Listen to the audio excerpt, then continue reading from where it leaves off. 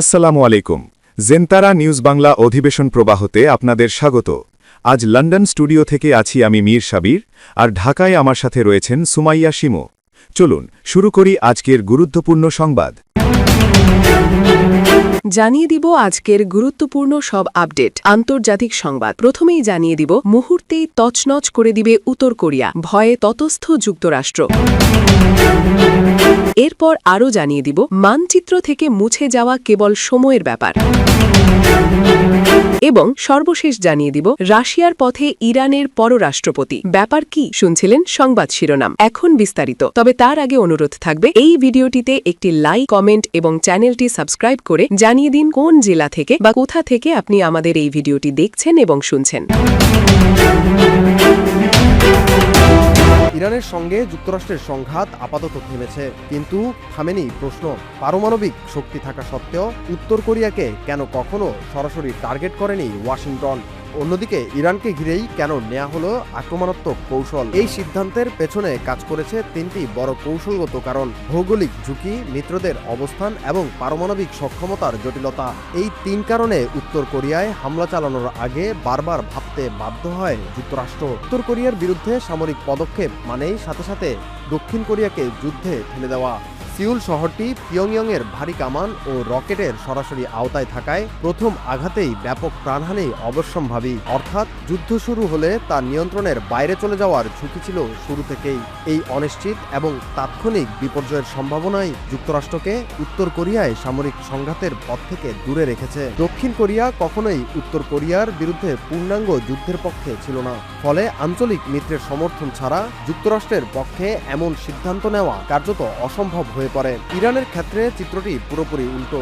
Israel এবং উপসাগরীয় মিত্ররা দীর্ঘদিন ধরেই তেহরানের বিরুদ্ধে কঠোর অবস্থান নিতে ওয়াশিংটনকে চাপ দিয়ে আসছে। এই সমর্থন যুক্তরাষ্ট্রকে শুধু রাজনৈতিক অনুমোদনই দেয়নি, বরং অপারেশনালভাবে আরও এগিয়ে যেতে সাহস জুগিয়েছে। উত্তর কোরিয়া ইতোমধ্যেই কার্যকর পারমাণবিক অস্ত্র অর্জন করেছে, ফলে সেখানে সংঘাত মানেই সরাসরি পারমাণবিক পাল্টা প্রতিক্রিয়ার ঝুঁকি নেওয়া। অন্যদিকে ইরান এখনও সেই চূড়ান্ত সক্ষমতায় পৌঁছায়নি বলে মনে করে যুক্তরাষ্ট্র। তাই সম্পূর্ণ শক্তি অর্জনের আগেই আঘাত এনে কর্মসূচি থামানো সম্ভব বলে মনে করে ট্রাম্প প্রশাসন। 2017 সালে উত্তেজনা চরমে উঠলেও শেষ পর্যন্ত উত্তর কোরিয়ার সঙ্গে যুদ্ধে যায়নি যুক্তরাষ্ট্র, কারণ তখনই স্পষ্ট হয়ে যায় সেখানে যে কোনো আঘাত মানেই অপ্রতিরোধ্য সংঘাতের ঝুঁকি। কিন্তু ইরানের ক্ষেত্রে পরিস্থিতি আলাদা। এখানে সামরিক চাপ প্রয়োগ করে ফল আনার সম্ভাবনা তুলনামূলক বেশি। কোনো আবেগনির্ভর সিদ্ধান্তে ইরানে হামলা ও উত্তর কোরিয়াকে ছাড় নয়, বরং চুলচেরা বিশ্লেষণ করেই এই পদক্ষেপ নিয়েছে ওয়াশিংটন। নিজেদের পাতা ফাঁদে আটকা পড়ে গেছে নিজেরাই। নিজের কবর ইসরায়েল যত্ন করে খুঁড়ছে নিজ হাতেই। এমনকি নিজেদের অতি আগ্রাসী আচরণের কারণেই ইসরায়েল এখন ধ্বংসের মুখে। 19 শতকের শেষ ভাগে থিওডর হার্জল যখন একটি নিরাপদ ইহুদি রাষ্ট্রের স্বপ্ন দেখেছিলেন, তখন তার মূল লক্ষ্য ছিল এমন এক ভূখণ্ড যেখানে ইহুদিরা দীর্ঘদিনের নিরাপত্তাহীনতা কাটিয়ে মাথা উঁচু করে দাঁড়াতে পারবে। কিন্তু স্বাধীনতার 7 দশকেরও বেশি সময় পার হয়ে আজকের ইসরায়েল এক অদ্ভুত প্যারাডক্সের মুখোমুখি। একদিকে দেশটি গড়ে তুলেছে বিশ্বের অন্যতম শক্তিশালী সামরিক বাহিনী ও প্রযুক্তি নির্ভর অর্থনীতি, অন্যদিকে দিন দিন সাধারণ মানুষের কাছে স্থায়িত্বশীল নিরাপত্তা হয়ে উঠছে এক অধরা স্বপ্ন। 2026 সালের স্বাধীনতা দিবস উদযাপনের প্রাক্কালে পশ্চিম জেরুজালেমের অলিগলিতে উৎসবের চেয়ে বরং অনিশ্চয়তার ছাপই বেশি স্পষ্ট হয়ে উঠেছে। গত কয়েক বছরে ইসরায়েলের নিরাপত্তা ডক্ট্রিন বা প্রতিরক্ষা দর্শনের যে বড় ধরনের ফাটল ধরেছে, তা এখন আর গোপন কোনো বিষয় নয়। বিশেষ করে 2023 সালের 7 অক্টোবরের গাজার স্বাধীনতাকামী সংগঠনের নজিরবিহীন হামলা দেশটির গোয়েন্দা ও সামরিক শ্রেষ্ঠত্বের দম্ভকে ধূলিসাৎ করে দিয়েছিল। সেই ক্ষত এখনও কাটিয়ে উঠতে পারেনি দেশটি, বরং 2 বছরের বেশি সময় ধরে গাজা ও লেবাননে একটানা সামরিক অভিযান চালিয়েও কোনো রাজনৈতিক সমাধানে পৌঁছতে ব্যর্থ হওয়া বর্তমান নেতানিয়াহু সরকারের জন্য বড় চ্যালেঞ্জ হয়ে দাঁড়িয়েছে। হার্জল যেখানে ফিলিস্তিনকে সভ্যতার এক দুর্গ হিসেবে কল্পনা করেছিলেন, সেখানে বর্তমান বাস্তবতায় জেরুজালেমের পবিত্র স্থানগুলোর রক্ষণাবেক্ষণ নিয়ে আন্তর্জাতিক মহলে তৈরি হয়েছে তীব্র বিতর্ক। এমনকি খোদ খ্রিস্টান ধর্মগুরুদের ধর্মীয় আচার পালনে বাধা দেওয়ার মতো ঘটনাগুলো ইসরায়েলের নৈতিক অবস্থানকে প্রশ্নের মুখে ঠেলে দিয়েছে। ইসরায়েলি নীতি নির্ধারকদের সবচেয়ে বড় ভুল ছিল গাজার প্রতিরোধ যোদ্ধাদের দমিত শক্তি হিসেবে বিবেচনা করা। গোয়েন্দা সংস্থাগুলোর কাছে আগাম তথ্য থাকা সত্ত্বেও তারা বিশ্বাস করতে পারেনি যে গাজার অবরোধের ভেতর থেকে এত বড় কোনো আক্রমণ সম্ভব। 7 অক্টোবরের সেই ব্যর্থতার রেশ এখনও কাটেনি, এমনকি সাম্প্রতিক সামরিক দপ্তরের অতি গোপনীয় তথ্য ফাঁস হওয়া এবং গুরুত্বপূর্ণ সেনা কর্মকর্তাদের পরিচয় প্রকাশ হয়ে যাওয়ার ঘটনাগুলো প্রমাণ করে যে প্রযুক্তিতে শ্রেষ্ঠত্ব থাকলেও অভ্যন্তরীণ ব্যবস্থায় বড় ধরনের দুর্বলতা রয়ে গেছে। বর্তমানে গাজায় একটি ভঙ্গুর যুদ্ধবিরতি চললেও পরবর্তী রাজনৈতিক পরিস্থিতি কী হবে তা নিয়ে কারো কাছে কোনো পরিষ্কার রূপরেখা নেই।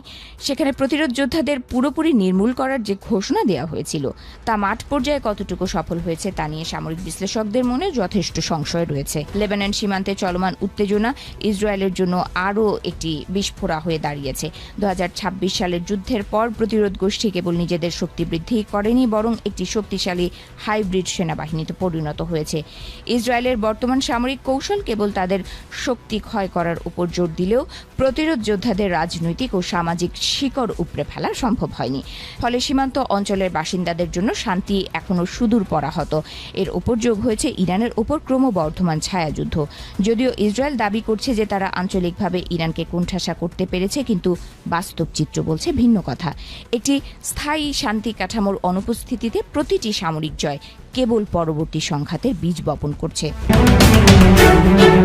যুক্তরাষ্ট্রের সঙ্গে সংঘাত শুরুর পর থেকে বিশ্বস্ত মিত্র হিসেবে ইরানের পাশে থেকে শক্তি জুগিয়েছে পুতিনের দেশ রাশিয়া। মধ্যপ্রাচ্যের সাম্প্রতিক সংঘাতে ইরানকে কূটনৈতিক ও সামরিক সমর্থন দিয়েছে দেশটি। এবার মধ্যপ্রাচ্যে চলমান যুদ্ধের উত্তপ্ত পরিস্থিতির মাঝেই যখন ইরান যুক্তরাষ্ট্রের মধ্যে অনির্দিষ্টকালের যুদ্ধবিরতি চলছে, ঠিক তখনই রাশিয়ার পথে ছুটছেন ইরানের পররাষ্ট্রমন্ত্রী আব্বাস আরাকচি। চলমান এই পরিস্থিতির মাঝে ইরানের পররাষ্ট্রমন্ত্রীর রাশিয়া সফর কি কোনো বিশেষ বার্তা বহন করছে? ইরান ও রাশিয়ার সম্পর্কের ভিত্তি হিসেবে দেখা হয় 2025 সালের জানুয়ারিতে স্বাক্ষরিত 20 বছর মেয়াদী একটি বিশেষ চুক্তিকে। এই চুক্তির মাধ্যমে দুই দেশ তাদের অর্থনৈতিক, সামরিক এবং রাজনৈতিক সম্পর্ককে নতুন উচ্চতায় নিয়ে গেছে, যার ফলে যুক্তরাষ্ট্রের বিরুদ্ধে সাম্প্রতিক যুদ্ধে ইরানকে অভূতপূর্ব সমর্থন দিয়ে গেছে রাশিয়া। যুদ্ধের শুরু থেকেই ইরানের উপর মার্কিন হামলাকে বিনা উস্কানিতে আগ্রাসন হিসেবে অভিহিত করে রাশিয়া। এছাড়াও কূটনৈতিক অঙ্গনেও ইরানকে নজিরবিহীন সমর্থন দিয়ে যায় রাশিয়া। যদিও ইরান ও রাশিয়ার চুক্তিতে কোনো পারস্পরিক প্রতিরক্ষা বা সরাসরি যুদ্ধে জড়ানোর প্রতিশ্রুতি নেই, তবুও গোয়েন্দা তথ্য প্রদানের মাধ্যমে ইরানকে ব্যাপকভাবে সহযোগিতা করে রাশিয়া। বিভিন্ন আন্তর্জাতিক গণমাধ্যমে উঠে আসে ইরানকে মার্কিন সৈন্য ও যুদ্ধজাহাজের অবস্থান সংক্রান্ত অত্যন্ত স্পর্শকাতর তথ্য সরবরাহ করে রাশিয়া। রাশিয়ার এই গোয়েন্দা সহায়তা যুদ্ধে ইরানকে একটা বিশেষ সুবিধা প্রদান করে। বলা হয়, যুদ্ধে সবচেয়ে মূল্যবান অস্ত্র হলো শত্রু ঠিক কোথায় আছে তা জানা, আর শত্রুর সঠিক অবস্থান ইরানকে জানানোর মাধ্যমে যুদ্ধে ইরানকে অপ্রতিদ্বন্দ্বী করে তোলে পুতিনের দেশটি। পারমাণবিক ইস্যুতেও মস্কো একটি বড় ভূমিকা পালন করতে চাইছে। ক্রেমলিন বারবার প্রস্তাব দিয়েছে যে ইরান তাদের সমৃদ্ধ ইউরেনিয়াম রাশিয়ার মাটিতে জমা রাখতে বা প্রক্রিয়াজাত করতে পারে। এটি তাত্ত্বিকভাবে যুক্তরাষ্ট্রের সঙ্গে যুদ্ধের একটি বড় শর্ত সমাধান করতে পারলেও মার্কিন প্রেসিডেন্ট ডোনাল্ড ট্রাম্প ভ্লাদিমির পুতিনের এই প্রস্তাব প্রত্যাখ্যান করেছেন। বিশ্লেষকদের মতে পারমাণবিক শক্তিতে বিশ্বনেতা রাশিয়ার প্রভাব আরও বৃদ্ধি পাক, এমনটি চায় না ওয়াশিংটন।